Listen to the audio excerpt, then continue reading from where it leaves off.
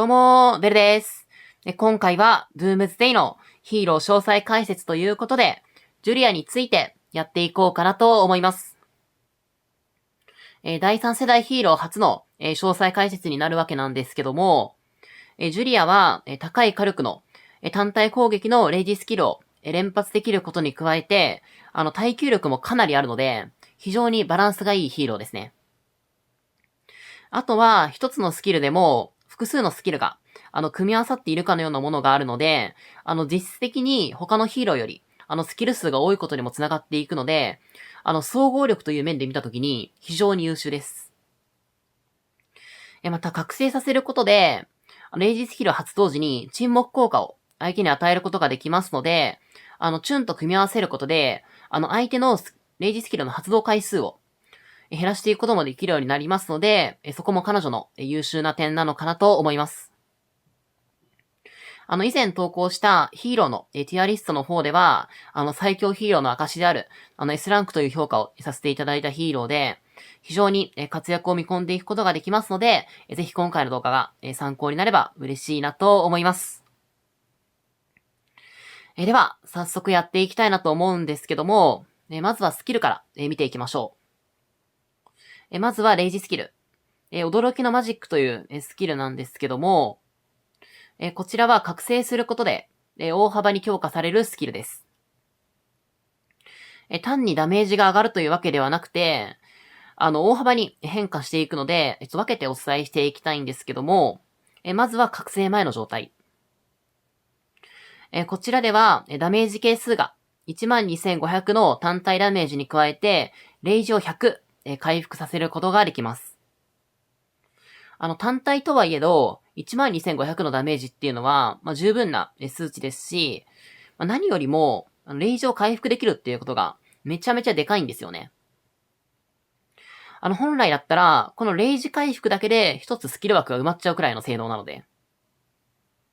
それがもう一つのスキルにまとまっているっていうのは、非常に優秀な点なのかなと思います。このレイジ回復があることで、ジュリア自体のコンセプトとして、それなりの火力のレイジスキルを、複数回叩き込むことができるので、結果的に、高いダメージを出していくっていうことにもなっていけるんですよね。私はもう実際に野戦で、ジュリアを使ってるんですけども、レイジスキルの回転速度という観点で見たときに、もう非常に速くて、結果的に、非常に高いダメージを出していくことができています。またこのレイジ回復をしていくことで、レイジスキルをどんどん当てていくっていうのは、ジュリアを覚醒した時に強化される、レイジスキルの内容にも非常にマッチしてますので、覚醒後のレイジスキルの内容も見ていきたいんですけども、まずはダメージ係数が13750に上昇します。そして、レイジの回復効果が120に増加します。ここまでだったら、普通にちょっと強化されたのかな、みたいな、ところだと思うんですけども、これに加えて、3秒間、相手を沈黙させることができるようになります。これ結構やばくないですか？沈黙効果というのは、相手のレイジスキルの発動を封じる効果で、沈黙中は相手はレイジスキルを発動することはできなくなるんですけども、沈黙効果が切れた後には、その溜まっていたレイジスキルを打つことができるようになりますので、最初のもうレイジスキルを封じるっていう、言葉のインパクトよりかは、実際の効果っていうのは、どうしても劣ってしまうんですけども、私結構この効果、再評価路線に入ってます。確かに沈黙効果が解けたら、レイジスキル打たれちゃうんですけど、集団戦してる時とかって、相手の部隊を一つずつ集中攻撃していくわけじゃないですか。相手の一つの部隊を、こちらの5部隊、10部隊で狙っていくわけになるので、じゃあそうなると、相手の部隊って、もうどんどん削られていきますよね。ただ、才能の、振り方によっては、その分、レイジ回復をしていくことで、レイジスキルを、いつもより多く当てていくことができたり、あとは、ルイを集中攻撃しているときって、ルイにレイジスキルを打たれると、円形の範囲攻撃なので、だからこっちが攻撃してる部隊も、それなりのダメージ食らっちゃうんですよね。ただ、この沈黙効果があれば、その分、レイジスキルを打つ時間が遅くなる。すなわち、相手の兵士が減った状態で、相手のレイジスキルを受けることができるようになるので、火力がだいぶ落ちるんですよね。あとは、この沈黙効果を、能動的に打つことができますので、まずは自分のジュリアで沈黙効果を与えて、沈黙効果が切れる直前だったり、切れた後に別の人のジュリアで沈黙効果を与えていったり。もうそもそも、火力としては申し分なくて、もうレイジ回復もついてくるっていうところで、もうそもそも十分なレイジスキルなんですよね。で、そのおまけに沈黙効果がついてくるっていう風に考えたら、もうたまにうまく噛み合うだけでも、もう御の字だっていうのも、また事実だと思いますので、非常に優秀なレイジスキルと言って良いのかなと思います。では、次に第2スキルですね。脱出の準備というスキルで、射撃部隊の攻撃と防御を 20% ずつ上げていくことができます。ステータスを上げていくっていうところで、もはや説明は、ほぼ必要ないかなとは思うんですけども、合計で 40% の、ステータス上昇というところで、もう十分な数値ですね。ジュリアは射撃の端子で、使っていくことになりますので、その射撃部隊の、強さを底上げしていくっていうところで、非常に良い、スキルなのかなと思います。では次に、第3スキルですね。独身術というスキルで、まずは基本攻撃から受けるダメージを 20% 減少させて、レイジが 90% 以上の時、スキルダメージを4秒間 17% 上げるというスキルなんですけども、まず基本攻撃ダメージを 20% カットできるのはもう非常にいいですね。このおかげで結構受けるダメージをカットしていくことができるんですけども、メインはスキルダメージアップですね。これ、レイジが 90% 以上の時にしか発動しないんですけども、そもそもこのスキルダメージアップって、別のダメージ系のスキルがなければ、もうレイジスキルにしか関わってこないので、このレイジが 90% 以上という条件は、ほぼ関係ないんですよ。もうなので、もう普通にスキルダメージ 17% アップとして、考えて良いのかなと思うんですけども、ルイとか、チュンが、30% だったり、25%、だったりするおかげで、ちょっとこの 17% っていうのは、霞んでしまうかなと思うんですけども、ルイとかチュンが、強すぎるだけで、もうこの 17% っていうのも、もう十分な数値なんですよね。もう一つの、基本攻撃のダメージ減少を、含めると、もう非常に優秀なスキルと言って良いのかなと思います。では最後に、第4スキルですね。突破不可能というスキルで、射撃部隊の HP を 40% 増加させて、増加したダメージを受けないというスキルなんですけども、まずは射撃の HP を 40% 上げていくというところで、そこの上昇値としては申し分ないですね。もう非常に優秀と言って良いのかなと思います。で、この増加したダメージを受けないというところなんですけども、例えば、ベラのダメージアップとかですね。そのようなスキルを、60% の確率で無効化させていくことができますので、それなりにはダメージカットを見込んでいくことができます。今はまだ、そこまでこういうデバフをかけていくヒーローっていうのは少ないんですけども、今後はもうトリッキーなヒーローがどんどん出てくると思いますので、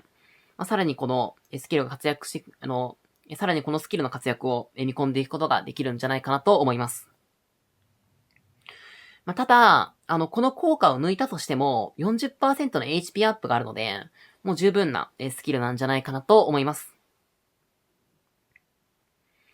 では次に、かけらの入手方法なんですけども、ジュリアはトップ司令官の射撃の時のラッキールーレットですね。そちらで入手していくことができます。あとはサーバーの経過日数がかなり経てば、デイリーブースターの方でも、購入していけるみたいなんですけども、今私が264日、プレイしていて、まだ、予告すら来てない状態なので、ちょっとかなり先なのかなと思います。なので、まずはラッキールーレットで集めていく感じですね。あと伝説のハンターの方でも入手していけるんですけども、伝説のハンター自体、あくまで舞台スキンイベントで集めたり、トップ司令官イベントでもらった、矢を使っていくイベントであって、課金して矢を集めて、ランキング入りしていって、かけらを取っていくっていうのは、非常に費用対効果が良くない、イベントになりますので、まずはラッキールーレットのみの入手で良いのかなと思います。では次に、スキル上げの優先順位と、最低運用ラインについてお話ししていきたいんですけども、まずはスキル上げの順番ですね。で、運営さんのおすすめは、1、4、2、3なんですけども、私のおすすめとは違います。で、まず、レイジスキルを最初に上げていく。ここについては同じで、もうレイジスキルを上げないと、そもそも何のためにジュリアを使うのっていうところになりますので、ここはもう最優先で上げていっていいのかなと思います。で、その次なんですけども、私はスキルダメージアップの、第3スキル、そちらがおすすめです。ジュリアって、レイジスキルの手数で削っていくアタッカーなので、その火力をやっぱり上げていきたいんですよ。なので、レイジスキルの次に、この第3スキルを上げていくっていうのがいいのかなと思ってます。で、次なんですけども、攻撃と防御、20% アップ。もしくは、HP40% アップ。どちらかですよね。で、正直、ここについてはお好みです。ただこれ、火力で言えば、攻撃と防御 20% アップなんですけども、私は先に HP を上げました。これなぜかというと、これちゃんと理由があって、まず、そもそも射撃って、攻撃特化なので、かなり撃たれ弱いんですよ。射撃の T6 のステータスを見ていきたいんですけども、攻撃が254。で、防御が207。で、HP が222なんですけども、で、騎兵だと、攻撃が219。で、防御が231。で、HP が236というところで、明らかにそもそものステータスっていうのは、攻撃に寄ってるんですね。なので、戦い慣れてるプレイヤーと戦うと、射撃って真っ先に狙われるんですよ。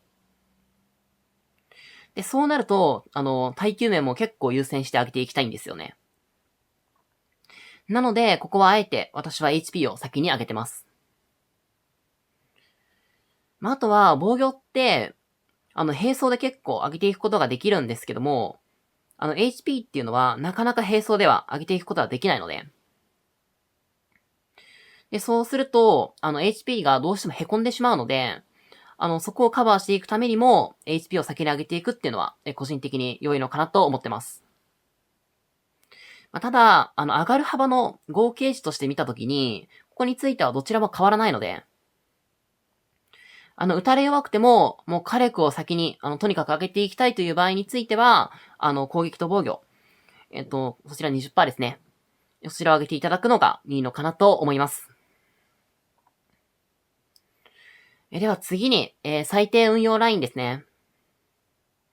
で、彼女の最低運用ラインなんですけども、ぶっちゃけ、レイジスキルだけ上げれば、運用していくことは可能です。あくまで彼女って、高火力のレイジスキルを高速で叩き込んでいけるっていうのが長所のヒーローなんですけども、それってもうレイジスキルだけで完結できてるんですよね。それを第2、第3、第4スキルでサポートしていくっていう感じなので、最低運用ラインとしては、レイジスキルのみ、マックスというところなのかなと思います。ただ、できるんだったら、第3スキルもなるべく上げてから、実践運用としていきたいところなのかなと思います。あくまで、レイジスキルを連発できると言っても、一発一発の火力が低かったら、連発する意味がなくなってしまうので、上げていける方は、ぜひ、第3スキルも上げていただくのがいいのかなと思います。ただ、彼女の進化って、沈黙効果を能動的に打てることでもあるので、それを発揮するためには、覚醒させる必要がありますし、そもそもジュリアって非常に強いヒーローなんですよ。なので、覚醒させても、ちゃんとそれだけの活躍を見込んでいくことができますので、覚醒させていくっていうのも非常に良いのかなと思います。では次に才能ですね。才能なんですけども、もう射撃のスキル型のいつものやつです。スキルに全振りしていった後に、射撃ツリーのスキルダメージアップを取っていく。こちらですね。スキルダメージを上げていって、レイジ回復をしていく。もうそれはもうスキルダメージで削っていくタイプのヒーローと、もう相性ぴったりなので。もう射撃とスキルの才能があるヒーローについては、まずこれを使っていけば間違いないのかなと思います。では最後に、彼女の相方なんですけども、ここをかなり考えていくのが難しくて、まず彼女をどのような形で運用していくかによります。でまず相方の候補っていうのは、ルイと、チュンと、あとはジェイコブ。この3名になるんですけども、あとは、射撃を何部隊で使っていくか。これによっても変わります。射撃2部隊で使っていくんだったら、チュンかジェイコブ。そして射撃1部隊で使っていく場合には、チュンかルイ。こちらになります。で、そして、この組み合わせる相方なんですけども、火力を取るか、沈黙を取るか。もうこれによっても変わります。まず、チュンと組み合わせた場合なんですけども、チュンと組み合わせる場合には、ジュリアを、覚醒させていることが前提となります。あくまで沈黙させていって、相手のレイジスキルの発動回数を減らしていくために、チュンと組んでいくので。チュンの第2スキルで、相手からレイジスキルを受けたときに、沈黙効果を相手に与えることができますので、じゃあまずは、こちらのジュリアのレイジスキルで相手を沈黙状態にしていって、相手がレイジスキルを打ってきたら、半分の確率でさらに沈黙状態にしていく。そうすると、相手のアシスタントのレイジスキルが発動不可になってるんですけども、じゃあその沈黙効果が切れる頃に、ジュリアのレイジスキルをまた当てていって、沈黙状態にしていく。そういうことが、スキルのタイミングが噛み合えばいけるんですよ。毎回噛み合うわけではないんですけども、たまにそれができるだけで、めちゃめちゃ相手からすると脅威なので、非常に良いコンビなのかなと思います。で、もう一つ考えたいのが、ルイをどうしたいかなんですよ。一番火力を出していきたいんだったら、チュンとルイで、組み合わせていくのが理想ですし、同じ範囲攻撃持ちのジェイコブと組んでいくっていうのも全然ありなんですよね。あとは、ルイってかなり打たれ弱いので、それをカバーしていくために、ジュリアと組んでいく。この選択っていうのも全然ありなんですよ。ただ、ルイとジュリアを組み合わせると、そうすると2部隊目が、チュンと、ジェイコブっていう、ちょっと悪くはないけど、そこまで相性良くないよねっていう、コンビになってしまうので、ルイとジュリアを組み合わせる場合には、射撃部隊1部隊で、運用していく場合になるのかなと思います。なので、射撃部隊、1部隊の場合には、火力と耐久を合わせ持った、ルイとジュリアのコンビ。もしくは、沈黙効果を、最大限活用していくための、ジュリアとチュンのコンビ。このどちらかになって、射撃2部隊で、運用していく場合には、チュンとルイを、組み合わせていって、このゲームナンバーワンの、火力コンビを組んでいって、じゃあもう一部隊は、ジュリアと、ジェイコブ。こちらで、火力と耐久を合わせ持ったコンビを組んでいく。もしくは、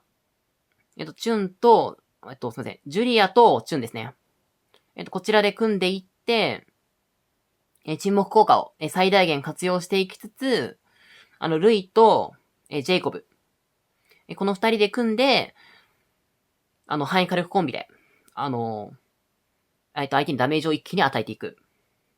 そちらでも良いのかなと思います。射撃ヒーロー自体がもう今かなり優遇されていて、